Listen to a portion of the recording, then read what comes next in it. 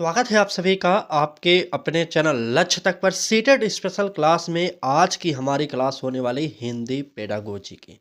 तो चलिए तैयार हो जाइए, शुरू करते हैं आज की एक और बेहतरीन क्लास, क्योंकि आपके परीक्षा के लिए यह क्लास जो है ब्रह्मास्त्र साबित होने वाली है। तो लेट ना करते हुए क्लास को शुरू करते हैं। निवेदन करेंगे कि पूरी क्लास आप लोग जरूर देखिएगा।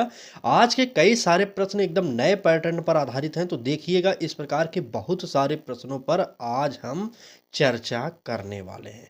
तो लेट ना करते हुए क्लास को शुरू करते हैं और देखते हैं क्या कह रहा है हमारा पहला प्रश्न। चलिए, पहले प्रश्न में कहा जा रहा है कि भाषा शिक्षण में अर्थ निर्माण का अर्थ है। देखिए, अर्थ निर्माण का अर्थ आपसे पूछा जा रहा है, ठीक है। ए ऑप्शन करा कि शब्द याद करना, बी ऑप्शन करा कि व्याकरण नियम सीखना, सी ऑप्शन करा कि पाठ से अपने अनुभव जोड़कर समझ विकसित करना, और डी ऑप्शन उत्तर लिखने का अभ्यास करना। चलिए, प्रश्न संख्या 1 का क्या उत्तर होने वाला है ये आप कमेंट बॉक्स में बता दीजिए, ठीक है। अर्थ निर्माण की अगर बात करें तो यहाँ पर ए ऑप्शन करा कि शब्द याद करना, तो यहाँ पर ए ऑप्शन हमारा गलत है क्योंकि यह शब्द निगेटिव है, ठीक है, इसलिए ए ऑप्शन को काट दीजिए। ठीक, चलिए, बी ऑप्शन करा है कि व्याकरण नियम सीखना, तो यहाँ पर यह भी व्याकरण सीखने की बात आप नहीं करेंगे, इसलिए यह भी हमारा निगेटिव है। और सी ऑप्शन करा है कि पाठ से अपने अनुभव जोड़कर समझ विकसित करना, तो यही उद्देश्य होता है अर्थ निर्माण का, ठीक है। तो यहाँ पर इस प्रश्न का उत्तर जो होगा तीसरा ऑप्शन यानी कि सी ऑप्शन सही हो जाएगा। ठीक, चलिए आगे बढ़ते हैं और देखते हैं क्या कह रहा है अगला प्रश्न। अगले प्रश्न में कहा जा रहा है कि कक्षा में बच्चों को बोलने के अवसर देना आवश्यक है। क्योंकि क्यों आवश्यक है ये आप बताइए। ए ऑप्शन करा कि पाठ जल्दी पूरा होता है, बी ऑप्शन करा कि शिक्षक कम बोलता है, और सी ऑप्शन करा कि भाषा का प्रयोग ही भाषा सीखने का आधार है, और डी ऑप्शन करा कि परीक्षा में बोलने के अंक होते हैं। तो चलिए बताइए कौन सा उत्तर सही होगा। चलिए तुरंत कमेंट करिए, तुरंत कमेंट करिए। चलिए, देखिए यहाँ पर पूछा जा रहा था कि कक्षा में बच्चों को बोलने के अवसर देना क्यों आवश्यक है। ए ऑप्शन देखिए क्या कह रहा है, कह रहा है कि पाठ जल्दी पूरा होता है। अगर बालक बोलेगा तो पाठ कैसे जल्दी पूरा होगा। थोड़ा सा आप लॉजिक लगाइए और यह उत्तर काट दीजिए क्योंकि यह निगेटिव है इस प्रश्न के अकॉर्डिंग, ठीक है। और बी ऑप्शन करा कि शिक्षक कम बोलता है, तो शिक्षक को कम नहीं बोलना, ना ही आराम करना है। शिक्षक तो वहाँ पर पढ़ाने गया है, सिखाने गया है, तो कम बोलेगा तो बालक को सिखाएगा कैसे, इसलिए हमारा बी ऑप्शन भी कट जाएगा। डी ऑप्शन कह रहा है कि परीक्षा में बोलने के अंक होते हैं, तो ऐसा किसी भी परीक्षा में नहीं होता भाई साहब। बोलेंगे तो परीक्षा में अंक मिलेंगे, तो ऐसा कदापि नहीं होता, इसलिए हमारा डी ऑप्शन भी नेगेटिव है। आप इसे भी काटिए। उत्तर जो होगा वह होगा क्या, सी ऑप्शन सही होगा, भाषा का प्रयोग ही भाषा सीखने का आधार होता है। ठीक, चलिए आराम आराम से पूरी क्लास को कराएंगे और आराम आराम से आप लोग देखिएगा क्योंकि एकदम समझने की बात है। अगर आप यह क्लास समझ गए तो यकीन करिए हिंदी पेडागोजी के जितने भी प्रश्न आपको मिलेंगे लगभग 50% प्रश्न इसी क्लास से सॉल्व कर सकते हैं आप, क्योंकि हर प्रश्न में एक ट्रिक आपको बताई जा रही है। ठीक, वह जो है पॉजिटिव शब्द और नेगेटिव शब्दों के माध्यम से बताया जा रहा है, उसे आप नोट करते हुए चलिएगा, ठीक है। चलिए आगे बढ़ते हैं, अगला प्रश्न देखते हैं। तो प्रश्न में कहा जा रहा है कि निम्न में से कौन सी गतिविधि बोलने और सुनने दोनों कौशल को विकसित करती है। वह कौन सी गतिविधि है जिससे मतलब बोलने और सुनने दोनों का कौशल विकसित होता है जिससे।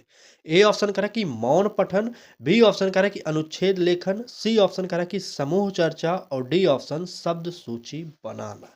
तो चलिए कमेंट करिए और उत्तर बता दीजिए कौन सा यहाँ पर प्रश्न संख्या 3 का सही होगा। चलिए तुरंत कमेंट करिए, चलिए तुरंत कमेंट करिए। देखिए बोलने और सुनने की कौशल की विकसित की बात किया जाए तो मौन पठन से तो देखिए सुनने का कौशल ना ही विकसित होगा ना तो बोलने का कौशल विकसित होगा, काट दीजिए। अब बी ऑप्शन करा कि अनुच्छेद लेखन, यहाँ पर लेखन कौशल का विकास होगा ना, तो बोलने और सुनने का कहीं पर भी विकास नहीं हो रहा है। और शब्द सूची बनाना, तो शब्द सूची बनाएंगे तो इसमें लेखन होगा लगभग, ठीक है। और बोलने और सुनने की अगर बात किया जाए दोनों कौशल किससे विकसित होते हैं, तो वह होता है समूह चर्चा से। ठीक है, तो यहाँ पर समूह चर्चा हमारा ऑप्शन सही हो जाएगा। नोट कर लीजिए। यहाँ पर आगे बढ़ते हैं और देखते हैं क्या कह रहा है अगला प्रश्न। चलिए, प्रश्न में कहा जा रहा है कि बालक की मातृभाषा का उपयोग कक्षा में करने से, बालक की मातृभाषा का उपयोग जो है कक्षा में करने से क्या होता है, ये आपसे पूछा जा रहा है। ए ऑप्शन कह रहा है कि भ्रम उत्पन्न होता है, बी ऑप्शन कह रहा है कि हिंदी सीखना कठिन हो जाता है, सी ऑप्शन कह रहा है कि नए ज्ञान को समझना आसान हो जाता है, और डी ऑप्शन अनुशासन बिगड़ता है। तो चलिए तुरंत बताइए कि यहाँ पर इस प्रश्न का उत्तर क्या होने वाला है। तुरंत कमेंट करिएगा, तुरंत। चलिए, बालक की मातृभाषा का उपयोग हमेशा करना चाहिए एक टीचर के तौर पर, क्योंकि बालक की जो संचयी पूंजी होती है वो मातृभाषा होती है, क्योंकि बालक सबसे पहले किसी भी भाषा को जानता है तो वह है उसकी मातृभाषा। आपको उसे स्वीकार करना ही पड़ेगा और उससे रिलेटेड चीज़ों को ही पहले सिखाना पड़ेगा। ठीक है, तो यहाँ पर इस प्रकार के जहाँ पर भी ऑप्शन पॉजिटिव दिख रहे हो तुरंत उत्तर बता दीजिए। चलिए, तुरंत बिल्कुल। अनुशासन नहीं बिगड़ेगा भाई साहब, मैंने बताया ना कि आपको बालक की मातृभाषा को स्वीकार करना ही पड़ेगा, तो यहाँ पर अनुशासन नहीं बिगड़ेगा। ठीक। और क्या करें, हिंदी सीखना कठिन होगा भाई साहब, मातृभाषा बालक की अगर आपको स्वीकार करना पड़ेगा तो हिंदी कैसे कठिन होगा, यह तो कदापि नहीं होगा। बल्कि हिंदी को उसके मातृभाषा से रिलेटेड चीज़ों को बताया जाए। ठीक है, धीरे धीरे उससे संबंधित चीज़ों को बताया जाए, बाद में हिंदी स्पेशली बताया जाए उसे। बालक किसी भी मातृभाषा का हो सकता है, चाहे इंग्लिश का हो, चाहे उर्दू का, चाहे फारसी का हो, चाहे जिस भी मातृभाषा का हो। अगर आपको हिंदी पढ़ाना है तो वहाँ पर पहले उससे संबंधित चीज़ों को बताइएगा। ठीक, तो यहाँ पर हमारा बी ऑप्शन भी कट जाएगा। ए ऑप्शन कह रहा है कि भ्रम उत्पन्न होता है, तो ऐसा बिल्कुल नहीं है। बालक की मातृभाषा से भ्रम उत्पन्न नहीं होगा। जो होगा वह होगा क्या, नए ज्ञान को समझना आसान होता है। क्योंकि बालक अगर मातृभाषा जानता है, अगर आप एक टीचर हैं, बालक की मातृभाषा को उससे जोड़कर समझाएँगे, तो वह बालक आसानी से सीख जाता है। तो यहाँ पर तीसरा ऑप्शन सही होगा। आगे बढ़ते हैं, देखते हैं क्या कह रहा है अगला प्रश्न। चलिए, अगले प्रश्न में कहा जा रहा है कि भाषा सीखते समय कई गलतियां दर्शाती हैं कि बालक, भाषा सीखते समय जो गलतियां की जाती है उससे क्या होता है बालक, ये बताइए। ए ऑप्शन कह रहा है कि ध्यान नहीं देता, बी ऑप्शन कह रहा है कि सीखने की प्रक्रिया में सक्रिय हैं, और सी ऑप्शन कह रहा है कि भाषा में कमजोर हैं, और डी ऑप्शन अभ्यास नहीं करता। तो तुरंत बता दीजिए कि इस प्रश्न का उत्तर क्या होने वाला है। चलिए, कमेंट करिए, प्रश्न संख्या 5 का उत्तर बताइए। चलिए, चलिए ठीक। देखिए, यहाँ पर भाषा सीखते समय कई गलतियाँ बालक करता है। क्या बालक की गलतियाँ दर्शाएँगी पूछा जा रहा है। अभ्यास नहीं करता, डी ऑप्शन देख रहे हैं, कह रहा है कि अभ्यास नहीं करता। यानी कि बालक अगर गलतियाँ कर रहा है तो उसका क्या मतलब होगा कि बालक अभ्यास नहीं करता, ऐसा बिल्कुल नहीं है। ठीक है, बालक स्टार्टिंग में गलतियाँ करता ही है, चाहे जो भी कार्य करे। ठीक, इसलिए हमारा डी ऑप्शन कट जाएगा। सी ऑप्शन कह रहा है कि भाषा में कमज़ोर है, बिल्कुल नहीं, हम उसे कमज़ोर नहीं कहेंगे। मैंने अभी जस्ट बताया कि बालक स्टार्टिंग में गलतियाँ करता ही है, तो हम उसे कमज़ोर नहीं कह सकते। ठीक है, इसलिए सी ऑप्शन भी कट जाएगा। अब काफ़ी लोग इस प्रश्न में भी सी ऑप्शन दे रहे थे ना, उनका गलत हो जाएगा। ठीक, और बी ऑप्शन कह रहा है कि सीखने की प्रक्रिया में सक्रिय है, और ए ऑप्शन कह रहा है कि ध्यान नहीं देता। तो यहाँ पर ध्यान नहीं देता ऐसा भी कोई बात नहीं होगा। हमारा जो उत्तर होगा क्या होगा, सीखने की प्रक्रिया में सक्रिय है। यानी कि सीखने की प्रक्रिया में सक्रिय है बालक, तो त्रुटियां तो करेगा ही, गलतियां तो करेगा ही। ठीक, तो यहाँ पर इस प्रश्न का जो उत्तर होगा वह होगा बी ऑप्शन सही होगा। आप लोग नोट करिएगा और तुरंत आगे बढ़ते हैं, देखते हैं क्या कह रहा है प्रश्न। चलिए, प्रश्न में कहा जा रहा है कि कहानी सुनाने के बाद बच्चों से प्रश्न पूछने का मुख्य उद्देश्य है। आप एक टीचर हैं तो आप अपनी क्लास में कहानी सुनाते हैं और अपने बालकों से उस कहानी से संबंधित प्रश्न पूछते हैं, तो इसका उद्देश्य क्या होने वाला है। ए ऑप्शन कह रहा है कि यादाश्त जांचना, बी ऑप्शन कह रहा है कि सही गलत का मूल्यांकन, सी ऑप्शन कह रहा है कि समझ और विचार क्षमता विकसित करना, और डी ऑप्शन कह रहा है कि परीक्षा की तैयारी। चलिए, प्रश्न संख्या 6 का उत्तर तुरंत बताइए आप। चलिए, 5 सेकंड का टाइम लीजिए, उत्तर बता दीजिए, तो देखते हैं कौन कौन लोग हैं जो उत्तर बता देते हैं। चलिए तुरंत बताइए। चलिए, देखिए, यहाँ पर कह रहा है कि कहानी सुनाने के बाद बच्चों से प्रश्न पूछने का मुख्य उद्देश्य तो कभी भी याददाश्त उसकी जाँचना नहीं होगा। ये आप जानते रहिएगा, ठीक है? और क्या कहा है सही गलत का मूल्यांकन। भाई ये कहानी सुनाकर आप अगर उसे प्रश्न पूछते हैं बालक से, बालक प्रश्न का उत्तर नहीं देता तो क्या बालक गलत हो जाएगा? ऐसा बिल्कुल नहीं, वहाँ पर सही गलत का मूल्यांकन आपको नहीं करना है।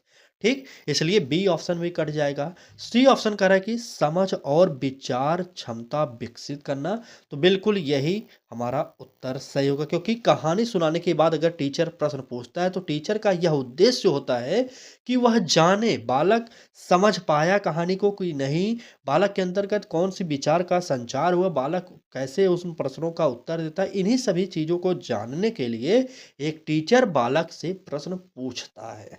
ठीक? तो यहाँ पर ऑप्शन सी हमारा सही हो जाएगा। चलिए, क्लास अच्छी लग रही हो तो लाइक कर दीजिए। चैनल पर पहली बार आए तो इस बार सीटेट की फ्री प्रैक्टिस बैच आपको यूट्यूब के चैनल लक्ष्य तक पर प्रोवाइड की जा रही है। आप सब्सक्राइब करिए और बेल आइकन को भी ऑन कर लीजिएगा, ठीक है? और यह क्लास अपने मित्रों तक अधिक से अधिक शेयर ज़रूर करिएगा, ठीक? चलिए, क्लास को आगे बढ़ाते हैं, देखते हैं क्या कर रहा है अगला प्रश्न। प्रश्न में कहा जा रहा है कि पठन के दौरान यदि बच्चा संदर्भ से अर्थ का देखिए संदर्भ से अर्थ शब्द का अर्थ समझता है, बहुत ही इंपॉर्टेंट प्रश्न है। देखिए फिर से पढ़ लीजिए, पठन के दौरान यदि बच्चा संदर्भ से शब्द का अर्थ समझ लेता है तो यह दर्शाता है, क्या दर्शाएगा देखते हैं।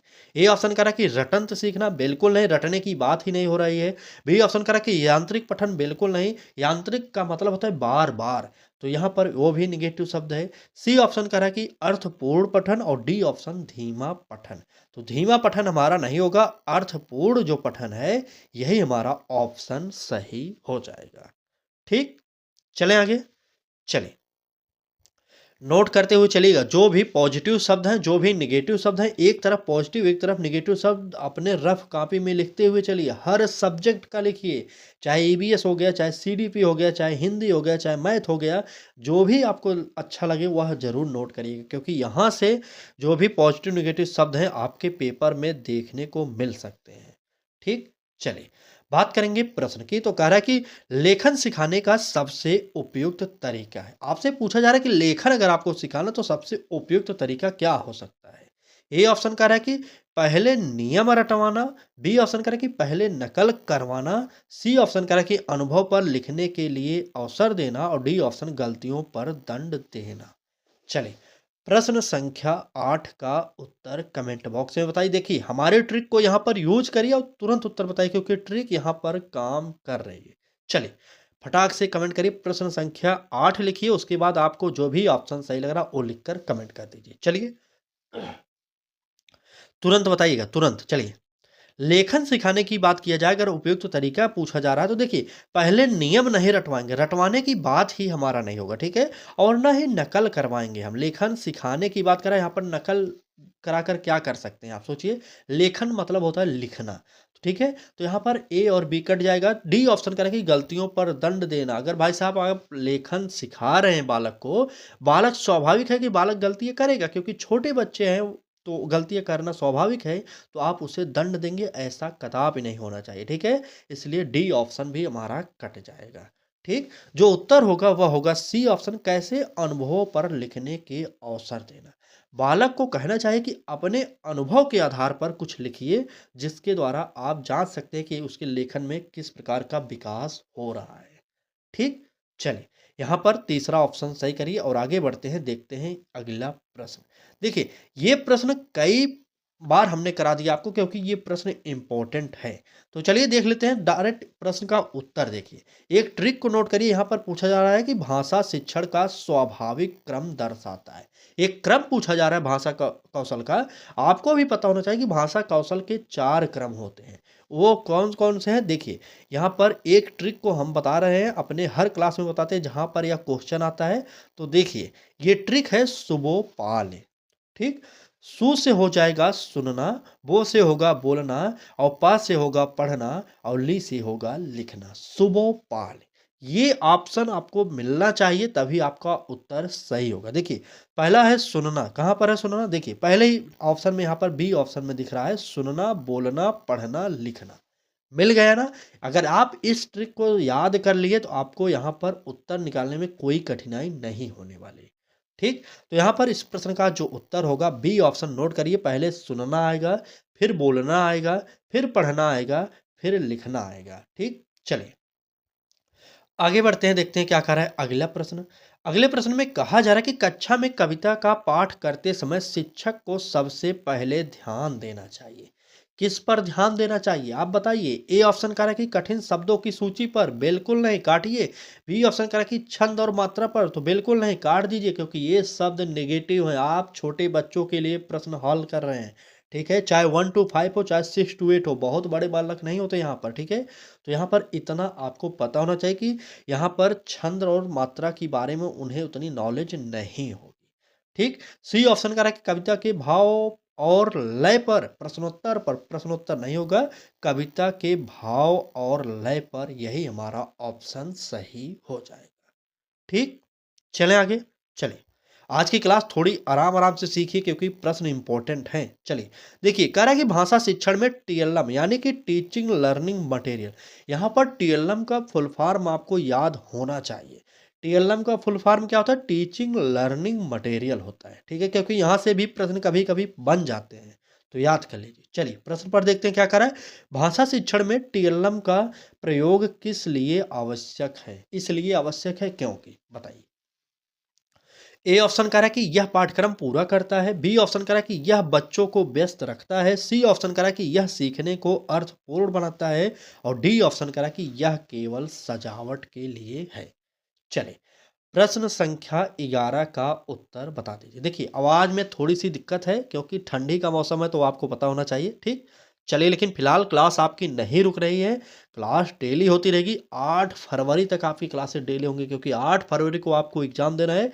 तो 8 फरवरी को सुबह हमारी क्लास हो जाएगी, एक आखिरी क्लास होगी। ठीक है, परीक्षा तक क्लास रुकने वाली नहीं है। चलिए बात करेंगे इस प्रश्न की उत्तर की। तो यह प्रश्न जो है टीचिंग लर्निंग मटेरियल किस लिए होता है? वह होता है सीखने को अर्थपूर्ण बनाता है। ठीक, डायरेक्ट उत्तर याद कर लीजिए। यहाँ पर सी ऑप्शन यहाँ पर इस प्रश्न का उत्तर सही हो जाएगा। चलिए आगे बढ़ते हैं, देखते हैं क्या कर रहा है अगला प्रश्न। प्रश्न में कहा जा रहा है कि बहुभाषी कक्षा में शिक्षक की भूमिका होनी चाहिए। क्या होनी चाहिए? ए ऑप्शन करा कि केवल मानक हिंदी बोलने की, बी ऑप्शन करा कि बच्चों की भाषाओं को नजरअंदाज करने की, सी ऑप्शन करा कि सभी भाषाओं को सीखने के संसाधन के रूप में उपयोग करने की, और डी ऑप्शन करा है कि बच्चों को चुप रहने के लिए कहने की।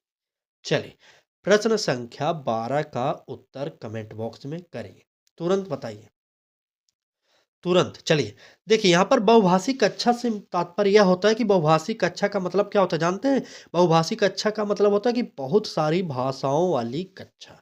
तो यहाँ पर आपको एक बात को ध्यान में रखना है कि आप एक इकलौते भाषा वाले टीचर हैं, वहाँ पर कई सारी भाषाओं वाले बच्चे आएंगे, तो आपको सभी बालकों की जो भाषाएं हैं उन्हें सम्मान देना पड़ेगा। तो चलिए यहाँ पर देखते हैं किस प्रकार के ऑप्शन आप टिक कर रहे हैं। ए ऑप्शन केवल हिंदी का प्रयोग करेंगे, बिल्कुल नहीं, केवल मानक हिंदी का हम प्रयोग नहीं करेंगे। अगर मान लीजिए हम मानक हिंदी का प्रयोग कर भी रहे हैं, तो वहाँ पर हो सकता है हिंदी भाषी बच्चे ही ना हो, तो इसलिए हमारा यह नेगेटिव हो जाएगा। ठीक, बी ऑप्शन करा कि बच्चों की भाषाओं को नज़रअंदाज करेंगे, बिल्कुल नहीं कर सकते। मैंने अभी बताया ना कि बच्चों की जो भाषाएं हैं, मातृभाषा है, उसे आपको स्थान देना पड़ेगा क्लास में।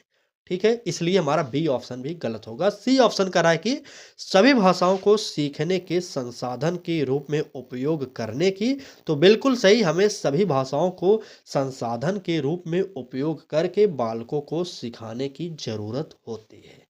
ठीक, तो यहाँ पर इस प्रश्न का जो उत्तर होगा आप लोग नोट कर लीजिएगा, तीसरा ऑप्शन सही हो जाएगा। चलिए आगे बढ़ते हैं। प्रश्न में कहा जा रहा है कि निम्न में से कौन सा सक्रिय श्रवण का उदाहरण है? सक्रिय श्रवण मतलब होता है सुनना। ठीक है, सक्रिय रूप से सुनने का उदाहरण कौन सा है? ए ऑप्शन कह रहा है कि कहानी की बात सुनकर लिखना, बी ऑप्शन कह रहा है कि कहानी सुनते समय प्रश्न पूछना, और सी ऑप्शन चुपचाप बैठे रहना, डी ऑप्शन शब्द याद करना।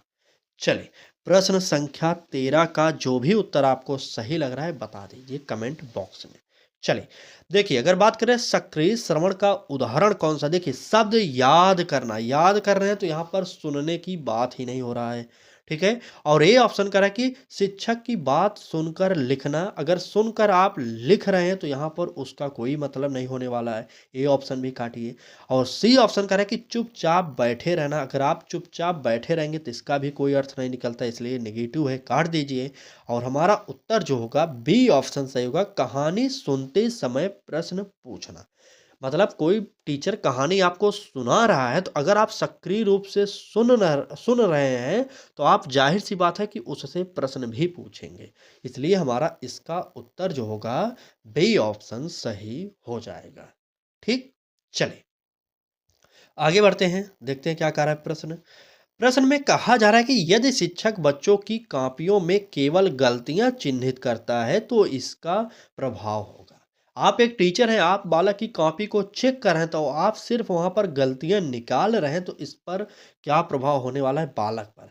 आत्मविश्वास बढ़ेगा? बिल्कुल नहीं बढ़ेगा भाई साहब। जब बालक की गलतियां बार बार आप निकालते ही रहेंगे तो बालक की आत्मविश्वास कैसे बढ़ेगी? आप बताइए। यहाँ पर निगेटिव है, काटिए। बी ऑप्शन कह रहा है कि सीखने की गति बढ़ेगी। तो क्या सीखने की गति बढ़ सकती है? बिल्कुल नहीं। बालक तो हतोत्साहित हो जाएगा। जब आप उसकी गलतियां बार बार निकालेंगे बालक तो हतोत्साहित होगा, जाहिर सी बात है, इसलिए हमारा नेगेटिव होगा। सी ऑप्शन कह रहा है कि बच्चों में भय उत्पन्न होगा। और डी ऑप्शन भाषा प्रेम विकसित होगा। जब आप गलतियां ही निकालते रहेंगे तो भाषा प्रेम विकसित नहीं होगा, बल्कि बच्चों में डर उत्पन्न हो जाएगा। ठीक, डर या भय जो भी कह लीजिए आप, ठीक है। बालक डर जाएगा और वह सीखेगा भी नहीं। यहाँ पर तीसरा ऑप्शन हमारा सही हो जाएगा।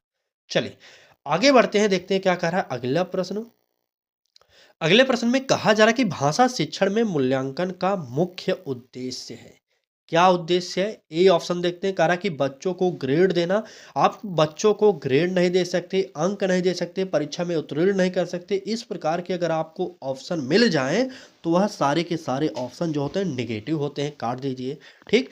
बी ऑप्शन कह रहा है कि तुलना करना। हमने आपसे पिछली क्लासेज में भी बता दिया था कि बालक के बीच में आपको तुलना नहीं करनी है। ठीक, तो यहाँ पर बी ऑप्शन भी कट जाएगा। सी ऑप्शन करा कि सीखने में सुधार के लिए जानकारी प्राप्त करना। और डी ऑप्शन कमजोर बच्चों को अलग करना। तो डी ऑप्शन क्यों कटेगा आप भी बताइए? क्योंकि यह समावेशी शिक्षा के विरोध में है। ठीक है, समावेशी शिक्षा कहती है कि कमजोर बालक, जबर बालक, जो भी जैसे भी हो, एक ही क्लास के में पढ़ना चाहिए, एक ही क्लास में और एक ही छत के नीचे पढ़ना चाहिए। इसलिए हमारा डी ऑप्शन भी कट जाएगा। उत्तर जो होगा सीखने में सुधार के लिए जानकारी प्राप्त करना, यही हमारा उत्तर सही हो जाएगा। ठीक, चलिए आगे बढ़ते हैं और देखते हैं क्या कर रहा है अगला प्रश्न हमारा। नोट करिएगा। प्रश्न में कहा जा रहा है कि निम्न में से कौन सी गतिविधि रचनात्मक लेखन को बढ़ावा देगी? रचनात्मक लेखन की बात कर रहा है, चलिए कमेंट करिए। ए ऑप्शन कर रहा है कि तय उत्तर लिखना। बी ऑप्शन कर रहा है कि कहानी का अंत बदलना। सी ऑप्शन शब्दार्थ याद करना। डी ऑप्शन प्रश्नोत्तर लिखना। चलिए कहानी का अंत बदलना, तुरंत बताइए प्रश्न संख्या 16 का उत्तर क्या होगा? चलिए रचनात्मक की बात करा, देखिए तय उत्तर जो पहले से ही तय है, अगर आप उस उत्तर को लिख देंगे तो वहां पर रचनात्मकता कुछ नहीं होने वाली, काट दीजिए, यह निगेटिव है। सी ऑप्शन करा कि शब्दार्थ याद करना। याद करना गलत है, हमने आपको बता दिया, अब इस पर ज्यादा बहस करने की जरूरत ही नहीं है। ठीक है। अब डी ऑप्शन करा कि प्रश्नोत्तर लिखना। तो प्रश्नोत्तर लिखना ये भी निगेटिव ऑप्शन होता है, इसलिए इसे भी काट दीजिए। ठीक है, तो यहाँ पर उत्तर जो हो जाएगा कहानी का अंत बदलना। ठीक है, तो यही हमारा रचनात्मक गतिविधि या लेखन हो सकता है। ठीक, तो बी ऑप्शन इस प्रश्न का उत्तर हो जाएगा सही। और आगे बढ़ेंगे, देखेंगे क्या कह रहा है अगला प्रश्न। चलिए अगला प्रश्न है रोल प्ले के ऊपर। चलिए कक्षा में भूमिका अभिनय का उपयोग करने से, रोल प्ले जिसे आप कहते हैं, यह अगर क्लास में उपयोग किया जाता है तो क्या होता है बताइए? ये ऑप्शन करा कि केवल मनोरंजन बढ़ता है। बिल्कुल नहीं, क्लास में ऐसी कोई भी गतिविधि नहीं कराई जाती जिसके द्वारा बालक सिर्फ मनोरंजन प्राप्त करे। बिल्कुल नहीं, बल्कि मनोरंजन के साथ साथ बालक कुछ सीखता भी है, ऐसी गतिविधियां वहां पर कराई जाती हैं। ठीक, तो ये ऑप्शन कट जाएगा। बी ऑप्शन करा कि समय नष्ट होता है, तो बिल्कुल नहीं, गतिविधियां कराई जाती हैं बालक ताकि आसानी से सीख सके, तो वहां पर समय नष्ट नहीं होता। और तीसरा ऑप्शन कह रहा है कि भाषा का वास्तविक प्रयोग होता है। और डी ऑप्शन कह रहा है कि केवल आत्मविश्वास घटता है। तो यहाँ पर आत्मविश्वास घटता है ये नहीं होगा, उत्तर जो होगा भाषा का वास्तविक प्रयोग होता है, यानी कि सी ऑप्शन हमारा सही हो जाएगा। ठीक, चलिए आगे बढ़ें। क्लास एक बार अपने मित्रों तक ज़रूर शेयर करिए, ठीक है? ज़रूर शेयर करिए, क्योंकि आपके लिए फ्री में इतना चीज़ प्रोवाइड किया जा रहा है, वो भी एनसीईआरटी के प्रश्न हैं, नहीं तो एनसीईआरटी बेस्ड है। आप खुद देखिए कि सारे की सारी क्लासेस जो हमारे चैनल पर हो रही हैं, वह सारे क्वेश्चन जो है एकदम नए पैटर्न पर हैं। ठीक? अगर नहीं हो तो 1-2 क्लास देख लीजिए, आप बताइएगा। पुरानी रटा-रटाया हमारे चैनल पर आपको नहीं प्रोवाइड किया जा रहा है। कोशिश की जा रही है कुछ नया प्रोवाइड किया जाए, ताकि आप अच्छा स्कोर कर सकें। बाकी आपकी इच्छा है, आप संतुष्ट हो तो लाइक शेयर सब्सक्राइब कर दीजिएगा, ना संतुष्ट हो तो वो भी कमेंट बॉक्स में ज़रूर बताइएगा। ठीक, क्लास को आगे बढ़ाते हैं, देखते हैं अगला प्रश्न क्या कह रहा है। प्रश्न में कहा जा रहा है कि भाषा सीखने में सामाजिक वातावरण की भूमिका है। क्या भूमिका होती है ये बताइए। ए ऑप्शन कह रहा है कि सीमित होती है, बी ऑप्शन कह रहा है कि नकारात्मक होती है, सी ऑप्शन कह रहा है कि महत्वपूर्ण होती है, और डी ऑप्शन कोई भूमिका नहीं होती। तुरंत बताइए यहाँ पर उत्तर क्या होने वाला है 18वें प्रश्न का। चलिए, भाषा सीखने में सामाजिक वातावरण की भूमिका के बारे में पूछा जा रहा है। देखिए, सामाजिक भूमिका बहुत ही महत्वपूर्ण होती है भाषा सीखने में। क्यों? क्योंकि बालक समाज में ही रहता है। ठीक है, तो चलिए देखते हैं। ए ऑप्शन कह रहा है सीमित होती, बिल्कुल नहीं, सीमित भूमिका नहीं होती, बहुत ही महत्वपूर्ण भूमिका होती है, नकारात्मक नहीं होगी। और पूछा जाए यहाँ पर, कहा जाए कि नहीं कोई भूमिका होती, तो बिल्कुल यह भी गलत होगा। उत्तर होगा जो हमारा महत्वपूर्ण भूमिका होती है। ठीक, तो यहाँ पर हमारा इस प्रश्न का उत्तर जो होगा तीसरा ऑप्शन सही हो जाएगा। आगे बढ़ेंगे, देखेंगे क्या कह रहा है अगला प्रश्न।